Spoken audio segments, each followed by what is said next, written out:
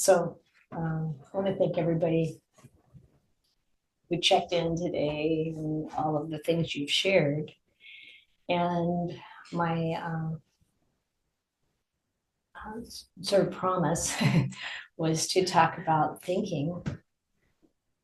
I think the first thing to remember is that as human beings, we have this ability to reflect on our experience and to really, think about the past, think about the future.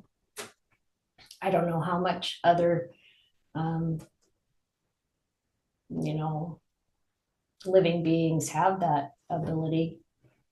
Um, Animals, and I mean, they can be very intelligent. I've met some very intelligent animals in my lifetime, and they do remember from long ago sometimes things, and I don't know how much they can think about the future or reflect on their own behavior or their own thinking. But that's certainly something, a very important component for us as human beings. And, so much of what the Buddha taught is about really managing that thinking, that an untrained mind is the most dangerous thing there is, and a trained mind is a real friend, a real support, really a beautiful thing. And so, what is this training? And how do we evaluate our thoughts? So sometimes people pick up meditation and we think, well, the objective is to stop thinking. And depending on the meditation tradition and training in that regard, that might be the plan, the objective. But in this tradition of the Thai forest form of Buddhism, it's not about trying to end thought. And in fact, when we are really like, I want to stop thinking, it can be that vibhava tanha, that craving to get rid of something, which doesn't really work. And I'm not suggesting that the traditions are encouraging the mind to become extremely still and have thoughts stop are doing that, but we can fall into that kind of approach to meditation, and it doesn't work when we're trying to suppress thinking. We can only do it for a short time. Instead, what the Buddha was encouraging was to really notice our thoughts. And we can even, if we have a mind, different people have different experiences, we have different makeup and conditioning, and some people think a lot more than others. And if you have a mind that has a lot of thinking going on, then you can use it for positive development. And I've known people who say, I really just don't think that much. Like they'll be doing things and there's no real conscious thought. But that doesn't mean that it's still either in a way that are silent and reflective in a way that's actually helpful. It could just be dull. So it's like we want to be able to reflect on our thinking and see, is it helpful or is it hurtful? And how do we know? Well, we know because it results in suffering. Or maybe it's suffering right away and it's not really supporting us to move through that suffering and become free of that suffering. So let's take a few examples. Like, any kind of thought can arise in the mind, but we can know one thing, one evaluation we can make is this thought that comes into my mind, is this something that just pops into the mind? If it is, that's from the past, comes out of karma. It's old.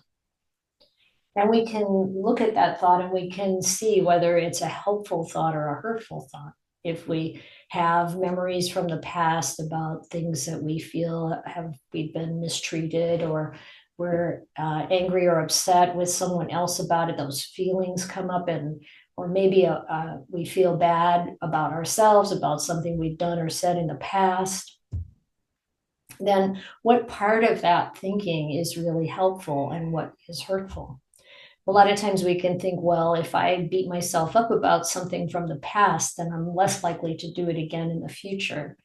And maybe there's a little bit of truth to that, but generally what's happening is that thought or that train of thought has a habitual energy, and we've already understood that we're not going to do that again in the future. We're going to make our effort not to repeat that, but it still comes back and feels punitive or heavy.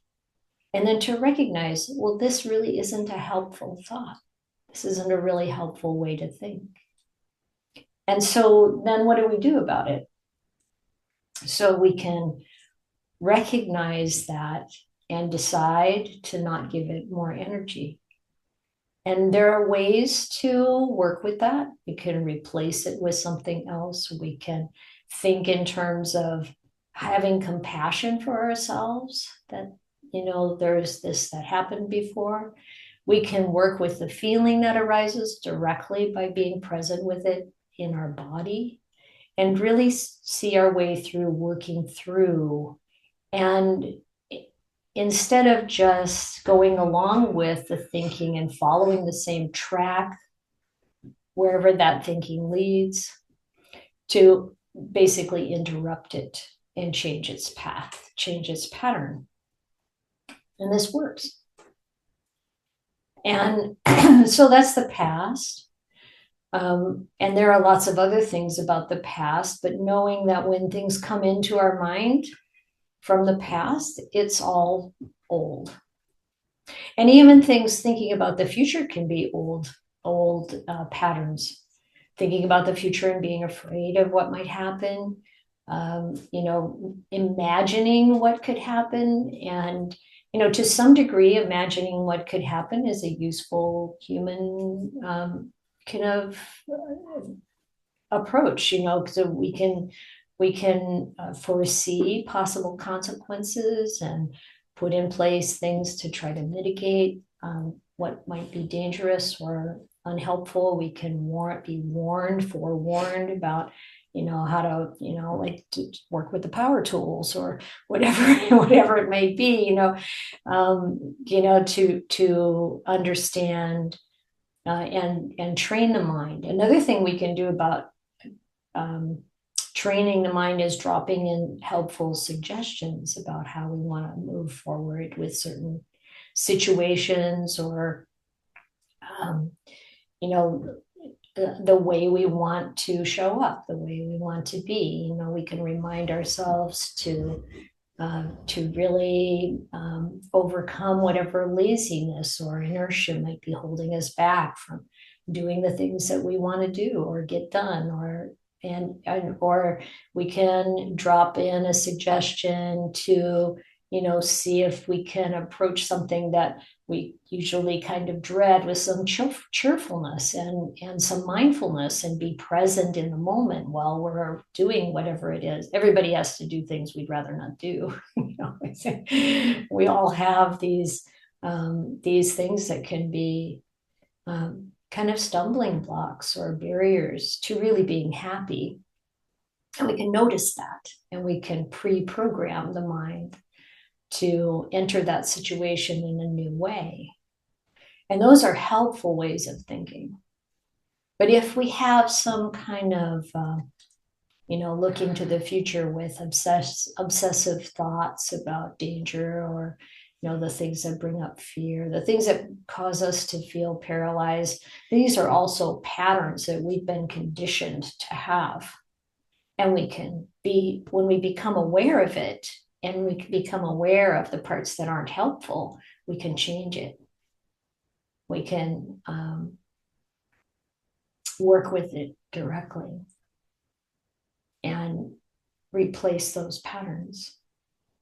Now, some of this is, work that might happen in a psychological context. I mean, there's no distinction between that and the spiritual development in the Dhamma. The Buddha talked about, things on a conventional level and things on a spiritual level, talking about the unconditioned. And for the practitioner, I think it's certainly helpful to know about those two levels.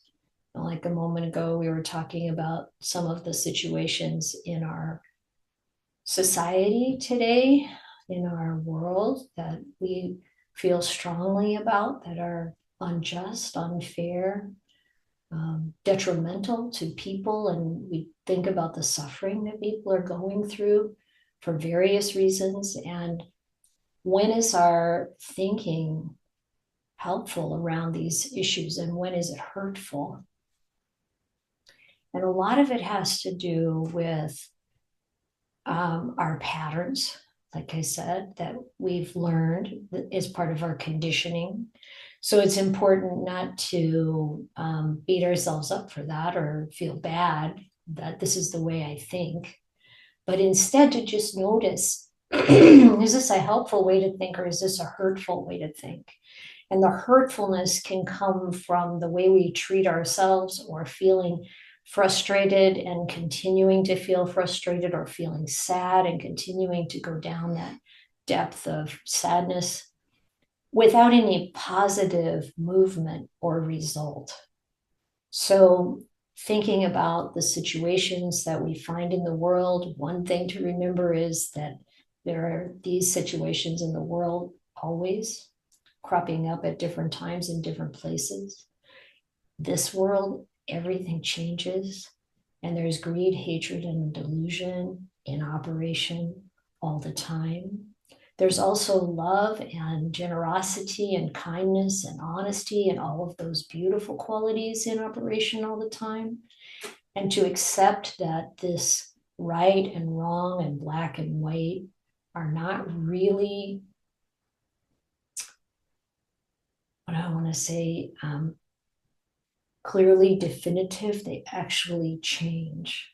So what's right in one culture could be wrong in another, or in a certain time in human history, if you will. There's like, these are not set in stone, not absolute to some degree. Now you look at the Dhamma and you look at, say, the basic 5 precepts, and the Buddha wasn't making a statement about, what is right and what is wrong, which is part of samsara. This is the black and white world, this right and wrong. But he was talking about what leads to more suffering and what leads to more happiness. What is the karma that gets made that causes the reaction, the natural reaction from the way things work, that bring more happiness and bring more suffering. And if we take the life of other living beings, there's a negative result from that. If we steal, if we lie, if we engage in sexual conduct that's harmful to ourselves or others, there's going to be a negative response, a negative result. So the Buddha is just pointing that out. If we avoid those things, that's kind of a baseline of skillful behavior. if we don't do those things, there's a positive response, a positive result. And so we can think about this. Okay, what can I do with regard to the situation that we experience or hear about or find ourselves in this world that brings something positive about? Getting angry over it, blaming others, blaming samsara for being samsara, wanting it, craving for it to be different, being disturbed and churned up about it. This is not helpful. However, if we really face the way things are, and we feel the feelings that arise from it, and we work with them, and we bring in the Dhamma, we bring in, like, how can I actually help? And speaking out, I recently talked about praise and blame or criticism.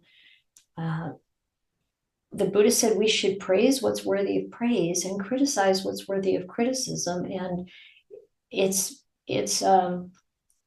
actually unskillful to not praise what's worthy of praise and to not criticize what's worthy of criticism. So when we see injustice, to say it. I think Ayya Chitananda came up with the title for that talk. It's when you say something, say something. If you see something, say something. Well, no, but the title of the talk is if you say something, say something. No. If you see something, say something. We'll see what is on the YouTube. It came from if you see something, say something. Okay, moving on. Okay, but this is a great example. Like, whose memory is correct? You know, this is another, like, what's helpful? It's not helpful to keep going. No, it's like this. No, it's like that. Doesn't matter. Do you ever have this situation? It's like, and then you go, okay, memory's unreliable. That's the Dhamma. That's the truth. Perception is unreliable. If we stick to it and we think like, well, I'm the one who's right, or I want to be right. Last night we were talking about this at Sutta study. Do you want to be right or do you want to be happy? You know, and you know, to come back to the having love and respect for other beings, even if we don't love and respect what they're doing or the way that they're approaching things, we don't agree. We can be clear about why, you know, that we see the danger in, you know, maybe the way someone else is thinking or talking. Oh, Chitananda's right. I just read it last night. If you see something, say something. Yeah, you know, the thing with the. I thought. No? Okay. I didn't change it. I thought it was funny. Okay, now you have to say what it is because everybody's going to be like, what? You're talking about praising what's praiseworthy and blaming what's blameworthy, actually saying it, not just letting it go, because in the sutta the guy was all anyway. But if you're going to say something that means something. So who cares?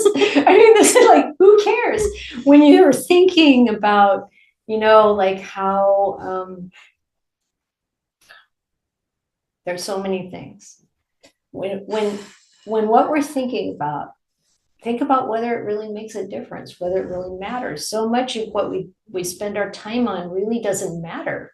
Who cares? You know, and there's also this idea that so much of our context is just made up.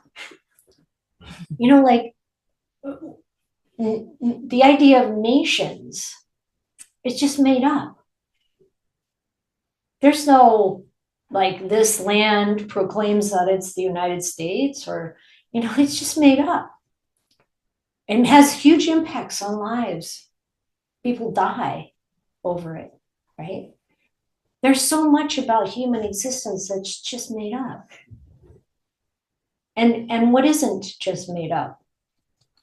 Well, that's a deep metaphysical question, you know, like, do I really exist? Like, yeah, on a conventional level, here I am, I'm known as Ayya Santussika, you know, but that's not really the truth of my nature. When we really go deep, our nature is Dhamma. And there's no personal identity. So if I continue to really reinforce in my thinking about me and mine, it's ultimately harmful. There's this reinforcement that there's me and there's my views and my opinions. And my ways of doing things and my thinking, my desires and my aversions. And when we stay caught in that rut, that habit of self and selfing, we cut ourselves off from the freedom from suffering. We keep emphasizing and perpetuating the suffering of having a separate self. But conventionally, that's what's there. So the encouragement is to really use the Dhamma as the guide, to know whether my thinking is helpful or not.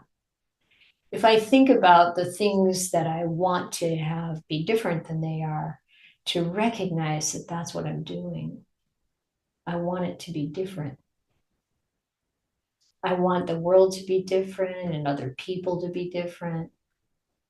Whether I'm living in a community with people, we're not going to think all the same because we're all conditioned to believe that we're individual beings that need to be protected. After all, we're living in, this tiny little person is living in this huge universe with all of these dangers and uncertainties. When there's this idea that I need to protect this Santussika person. But ultimately, the real protection is to let go and follow the Dhamma, is to let that fill everything. And when I can do that, when I can just rest in the awareness of what's happening and trust in the Dhamma that can arise in us naturally, even without being told about it. That's what happened to the Buddhas last night, looking at the first sermon, the Dhamma Chakrapavatana Sutta. The Buddha talked about how the Dhamma arose in him without having heard it before. To know, to see what these Four Noble Truths are, to understand how that works. And it comes with light, it comes with this appreciation, this deep understanding of how things actually work. And of course, part of that deep understanding is to see that we're not these separate individual selves that need to fight with someone else, that have to have their ideals and believe in their rightness and fight for them, or to be accepting the abuse of others, or the having one way that we think that can be harmful is to think that we know what other people are thinking about us. And we imagine all kinds of things. The human mind is so creative, it can imagine anything. Someone was recently talking to me about a person that they know who really thinks a lot about monsters and demons and aliens and evil spirits, and they dream a lot about this, and they draw pictures of it, and they're really obsessed with this kind of harmful, evil, violent beings. And it's all made up. Our minds can make up all kinds of things, anything. And we can believe in it. We can decide to believe in things that we're told this is how it is. This is how spirituality is. And the Buddha said, don't do that. Don't believe in things just because you're told them. The way to know is to turn inwards and experience the Dhamma from deep inside. So how do you know if what you're thinking is actually real or it's made up? And this is something that is important to reflect upon. Like there's a part of me that's very much faith-based. And I was raised in a Christian religion where, you have this belief about God and images in your mind about what God is like. And fundamentalist Christianity, which was where my roots are, has this image of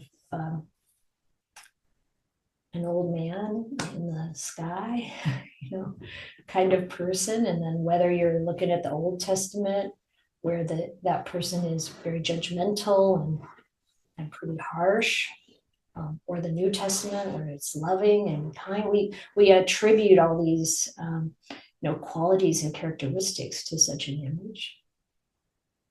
And then feeling love and joy arising from inside when I would get quiet or pray or be in church, and I have these amazing feelings, and attributing that to this God. And then meeting with Buddhism, where I was challenged, like what is, is there such a thing? Is there a God like that? And being pretty disillusioned about some aspects of my early training and early spiritual experience, questions that couldn't be answered, it felt like to me. And then to start to ask myself, well, what am I adding on here that I can't really directly know? And when you start to realize that a lot of our thinking is made up, and our way of connecting things and our way of our views that we create, and to really just let go of all that extra, let go of all the extra.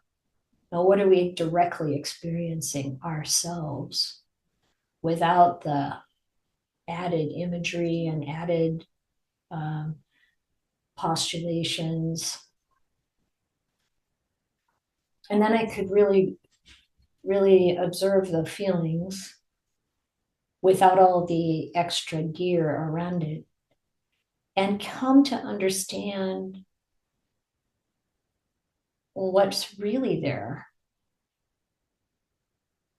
And I still have no reason to doubt that there are heavenly beings and devas, in some cases, in some way, but to have those particular images of a punitive or judgmental God or a loving God, that part I could soften around. And also appreciate that what all religions are really doing is trying to point to ultimate reality. And what is that? That's what we need to experience directly ourselves. What is it? Without all the preconditioned ideas about it.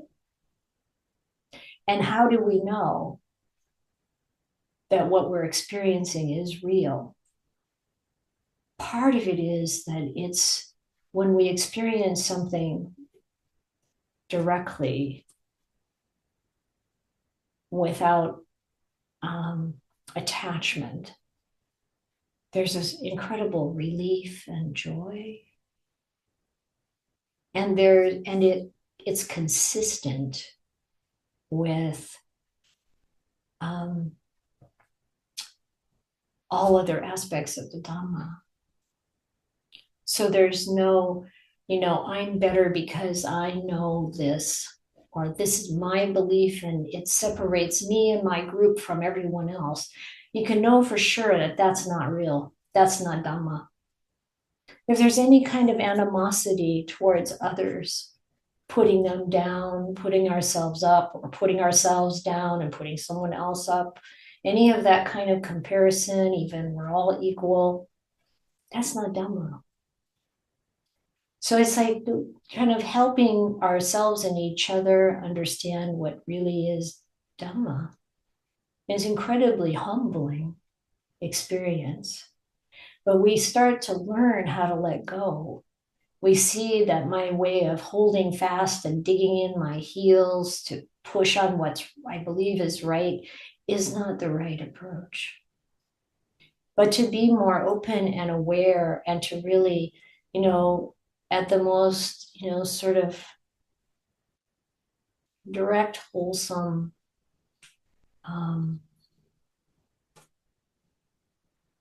humble level, to just see the way things are.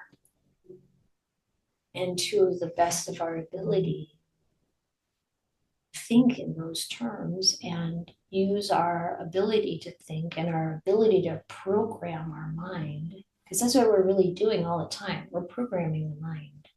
We're we're continually conditioning the mind one way or the other by what we pay attention to and what we intentionally think about.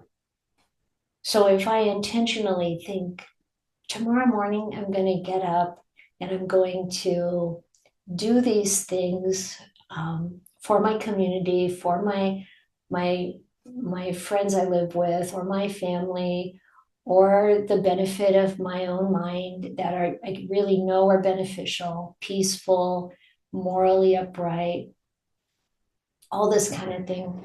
And then I, wake up in the morning and I do those things. This brings happiness and joy. There's the pre-programming there to help us. And I can also pre-program my mind, if it goes down this track that is, habitually brings more anxiety, more stress, more suffering, maybe conflict with other people, then I can pre-program my mind to notice that and not to do it. We can pre-program our mind to be mindful, like, and we can reflect on what our mind has been up to, and we can notice in a way that's kind and compassionate. Notice, what has this mind been up to? What did I wake up thinking about this morning? Or what am I contemplating as I'm driving to work? Or, and is this helpful? Or is this hurtful? Is this in accordance with Dhamma? Is this what's going to bring happiness and joy and sanity to the world? Serenity, wisdom, or not? So I'm going to stop there, but I want to hear about what you think. And also for everyone that I said, if I don't answer your question, please hold me to it, because I might get into the real examples that matter to us all. So thank you.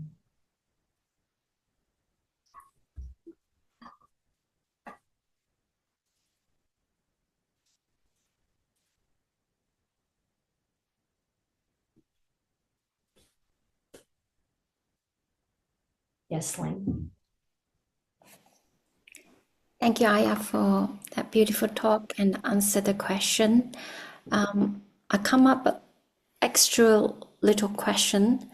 So when it was really helpful to have those pre-programming minds, a question before the harmful thinking arise. But what if it's already arise and kind of notice that's hurtful? Besides just notice, okay, this is hurtful, this is not beneficial, what would be the other method to drop it? Because I also found hard to drop it. Like, I can drop maybe a couple of seconds and then popping again. Yeah, that's, because the habit is really strong. We might have had this kind of way of thinking our whole life, and maybe even, who knows, lifetimes. So we need a lot of patience and a lot of persistence. So we see it, it's harmful, and it comes back in a few minutes, and we can use different methods to help ourselves recognize how hurtful it is. We can think about the results of thinking this way. We can think about, how, painful it is to even have that thought. We can notice the feeling. When we go to the feeling that comes with the thought, a lot of times that is the way to process it through it. So we know it's harmful. We may know it's harmful because of the way it feels.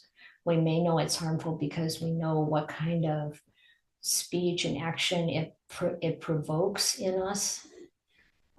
We know it's harmful because we're having negative thoughts about other people or situations. And then because we instruct our more primitive, conditioned part of the mind with this knowledge, with this information, and we continue to do it every time it comes up.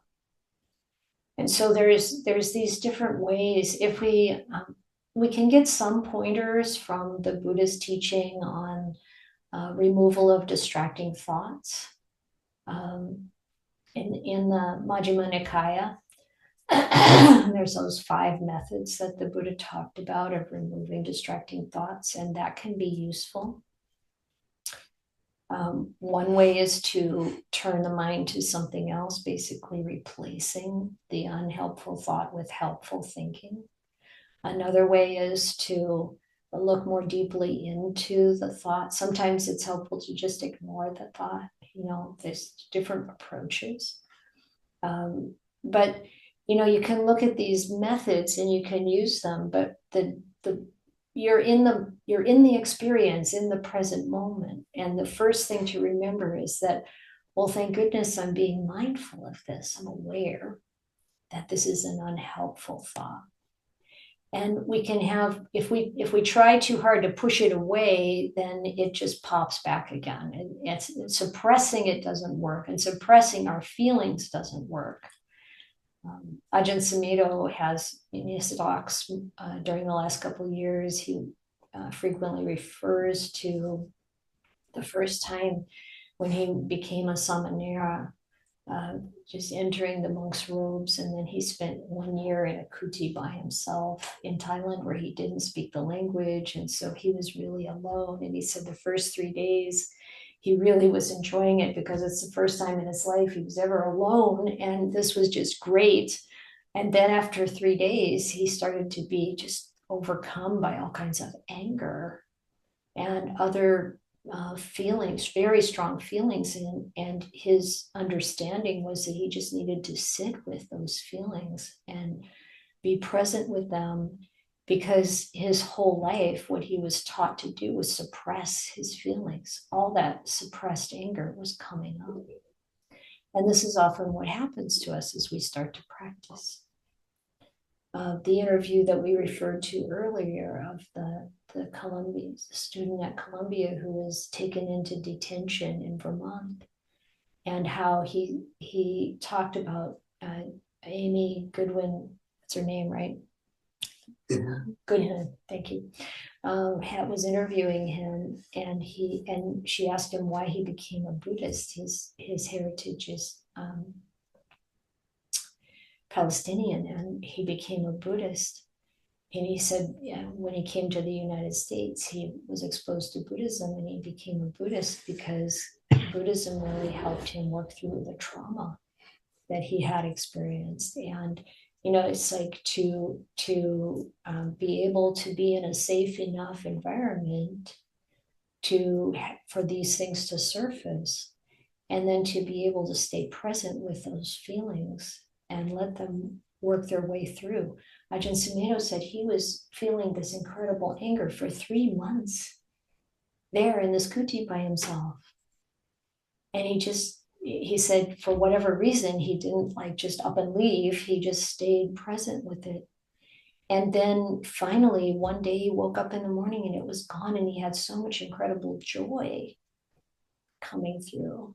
And so we need to remember that this is quite old, and we can be very persistent with it, consistent with it, and acknowledging that, yes, here's this pattern again, but it's this old thing that just needs to be rejected in a helpful way, not the suppressive way, but to really see it for what it is, and to be determined that we're not going to go down that track again.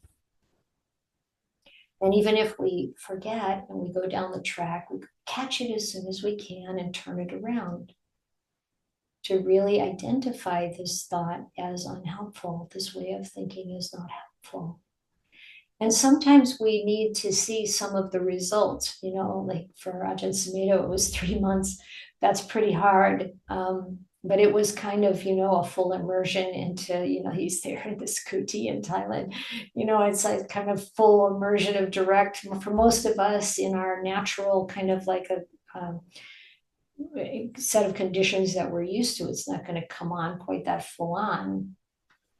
But as it does, little by little, we want to really see it for what it is. This is an unhelpful pattern that is just here because of habit. Even though I know better, I still might pick it up. But then if we can operate in a situation like, okay, this pattern, I see the problem, maybe I'm angry with a coworker, or I'm afraid of something, or there's something that I now am going to resist following that same pattern, and instead I'm going to be kind and attentive and listen to this other person, or I'm going to take this different approach, and then we can see the positive results, and that's very helpful. That's more encouragement to the mind to continue to have this way of really seeing and really understanding. And gradually it changes. And there can even other practices also help. Like if we continue to practice loving kindness, and even though we're bringing it up and kind of fabricating it at the beginning, and then we start to really really feel it, and we continue to practice in that way, even without thinking about some very deep trauma or old experience, when it comes back up, we have a totally different response to it, even without directly trying. The practice really works. We want to pick up every aspect of the Noble Eightfold Path. We want to pick up the different tools the Buddha gave. I know there's value in having one kind of meditation approach because we want to be able to learn that and to use it to go deep. But it's also valuable to have these different approaches. The Buddha gave so many different tools because we have so many different experiences and we have so much different conditioning. And if we use these different tools, like in the longer advice to Rahula, I think it's number 62, maybe in the Majjhima Nikaya, but there's the short advice to Rahula and then the longer one. Both the suttas are beautiful, wonderful suttas, but in the longer advice, the Buddha gives this whole list of different approaches to meditation, different kinds of meditation that help us deal with different kinds of problems. And if we become equipped with these different approaches, then we can apply them to different situations, and that will help to change our thinking, even without directly working with the thoughts. So there's all these different ways. My approach to life, when I see something that I know is detrimental, has always been like, throw everything at it. I'm not going to just try one thing to see if that's working. This is not that kind of laboratory experience. I'm going to throw everything that I think is going to help at it. And in whatever combination that tends to work, then that's what happens. But I'm just not going to settle for continuing to live in delusion and greed and hatred. And that's the stand we need to take our stand with the Dhamma and not with our conditioning.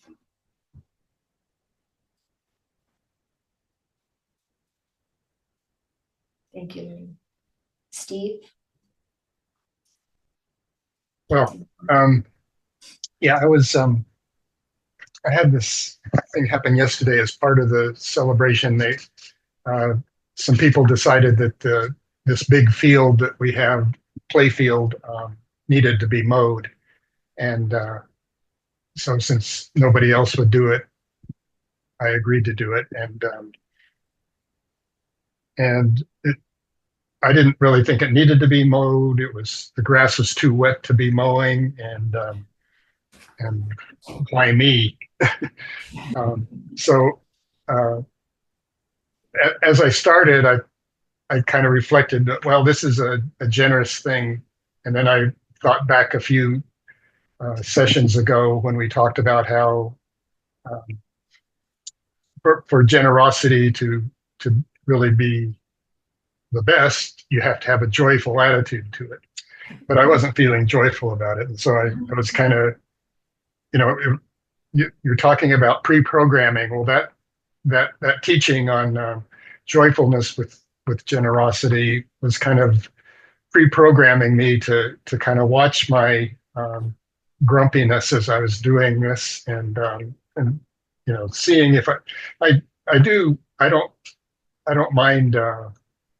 I like to work, and I like to the mowing is not hard, and it's walking around, and it's a pretty place to be, and so I I was kind of had both of those things going at the same time, and it was kind of an interesting watching my pattern of being grumpy at that sort of thing um, was interesting. Yeah, just wanted to share that kind of. So what won? What? Which side won? They both did. It was a tie. Well, you're talking about it in a way that I think the happy part won. Yeah. Maybe the game's not over yet. Yeah. Okay.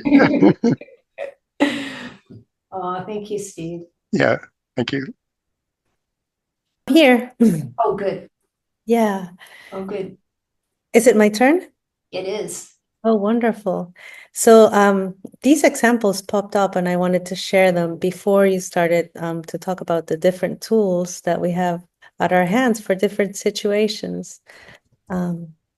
So if it's okay, I'll take a minute for that.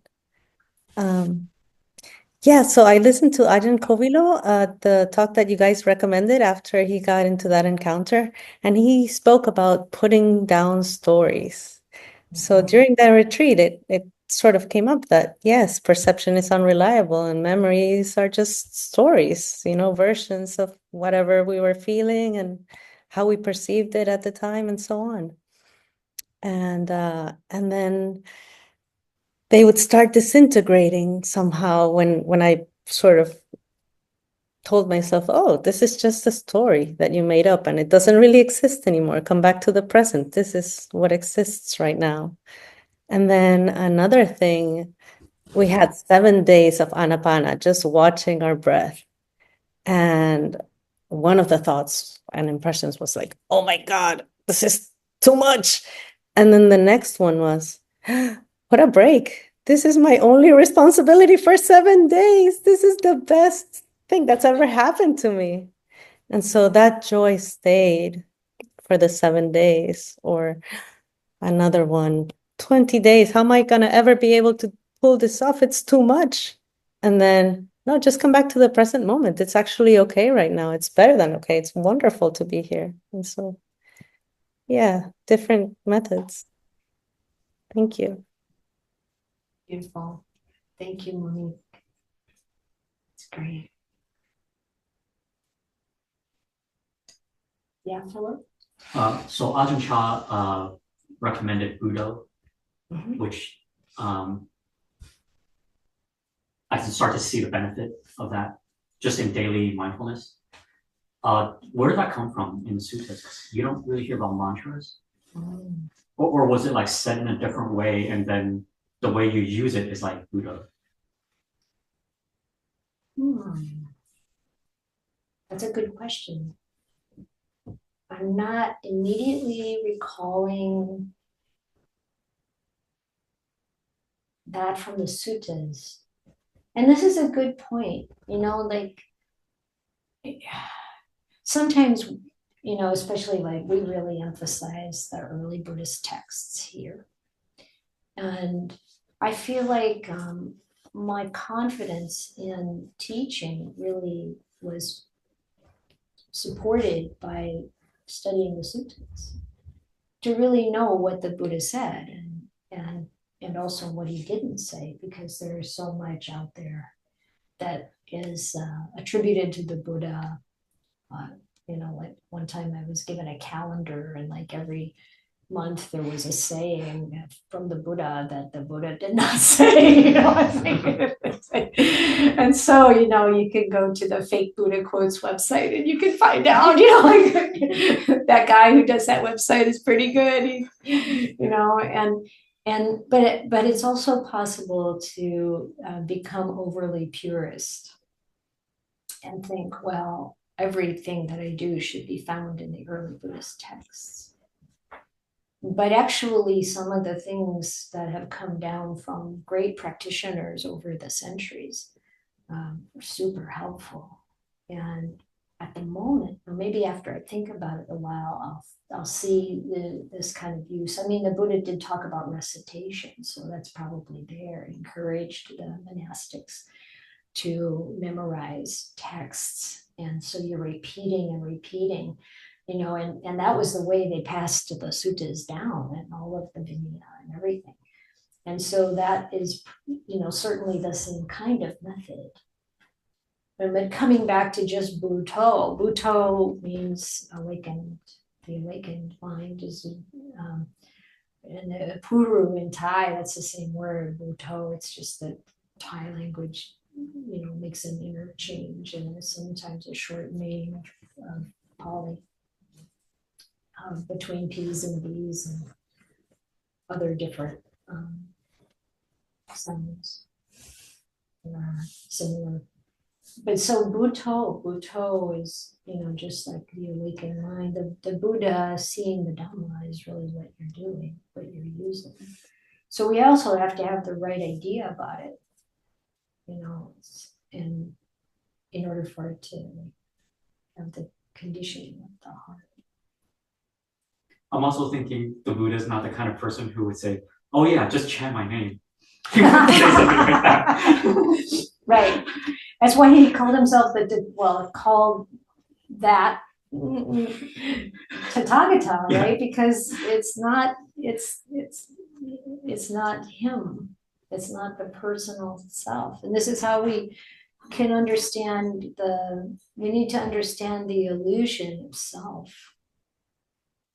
The first fetter that's such a huge obstacle to awakening, to freedom.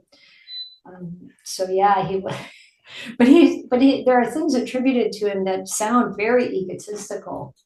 There are certain suttas that just seem like they're super egotistical. But when you realize, no, this is just he's pointing at this awakened mind, which we all have in us, if you will. It's even hard to use language to talk about this because the language is also all made up. It's just made up. Human beings create language, and language talks about the things the way we think. And is it helpful or is it not? We have to be discerning around it. And so, ultimate reality is impossible to describe.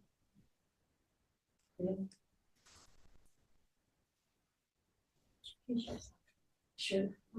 You mentioned that pre-programming. So in the past few months, I've realized that because I work part-time, sometimes in the office and sometimes at home. So I expect that I'm more relaxed at home.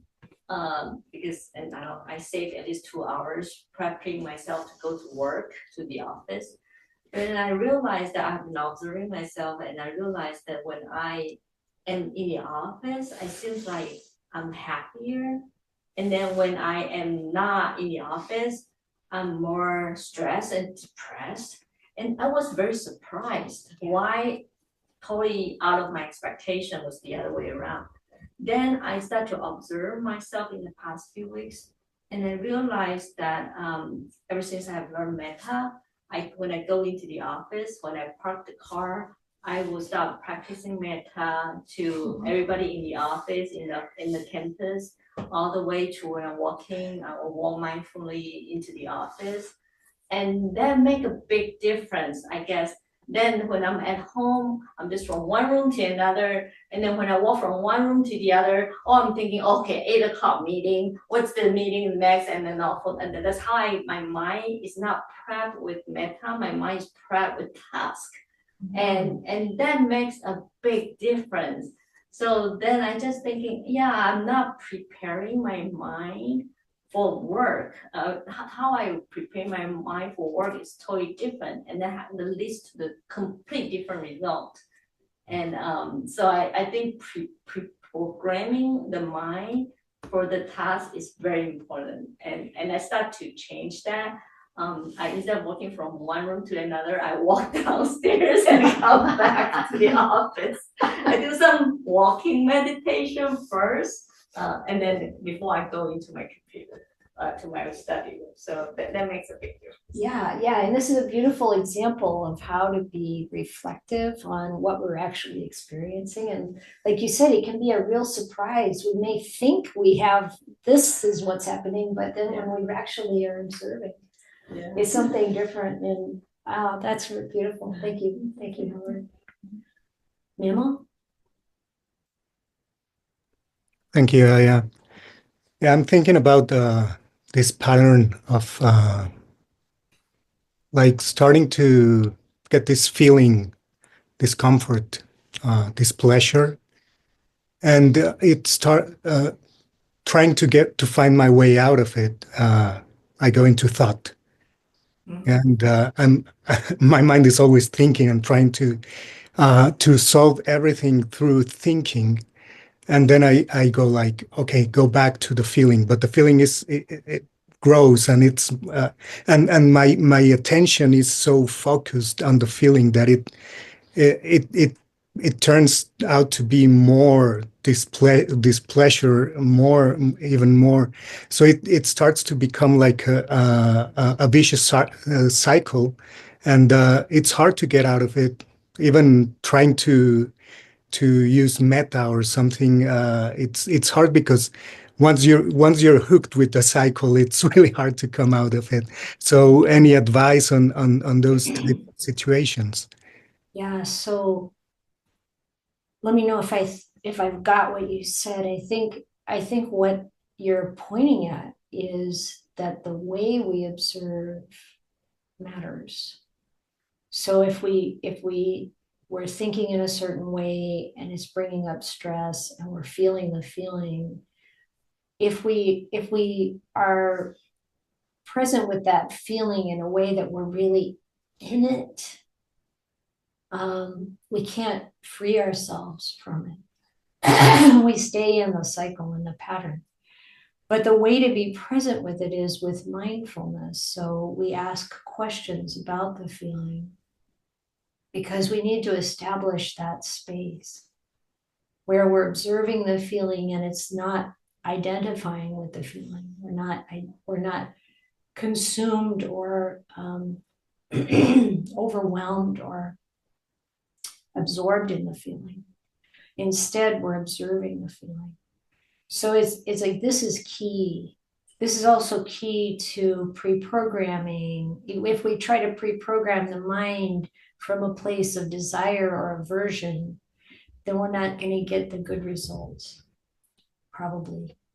If we need to pre-program the mind from a place of neutrality, of understanding the Dhamma, of understanding like the harmful consequences of the mind taking these familiar tracks. So when you at any point in the process, even though we're pretty hooked, if we get that, if we pre-program that we want that thought to come into the mind, that I'm going to step back and observe what's happening, then we can develop the strength to do that, even in the thick of it. Whenever we come to realize, I am now in a toxic pattern. I'm in a pattern that's not helpful, in a pattern that's leading away from the Dhamma. And so then, as soon as we notice that, we step back and we recognize that there is this part of the mind that is observing. That observer, that Buddha, that observer, the Buddha, seeing the Dhamma, seeing the process, seeing the problem, that's not feeling that feeling. That's not caught up in that cycle.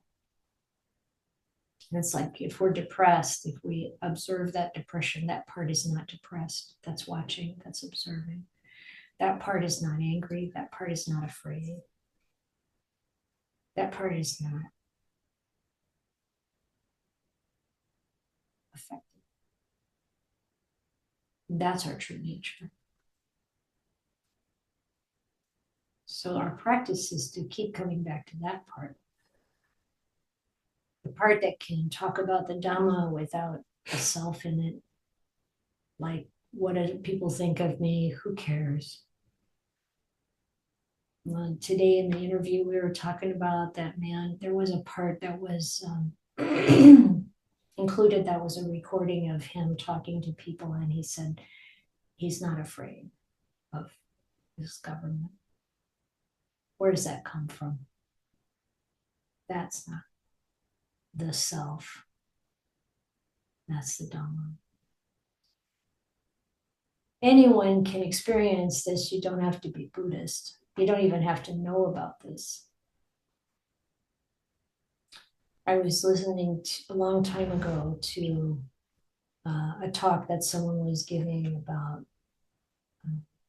being in Africa and talking to women who had been abused, or women who had found this kind of interior courage. I can't remember exactly how it was presented, but the person was talking to this group and asked this question, some question that caused this woman to talk about how she stood up to the person who was abusing her without fear. Because she was in a different place. She was coming from not self, not being afraid for her body, not being afraid, overcoming that, coming from that innate courage and stability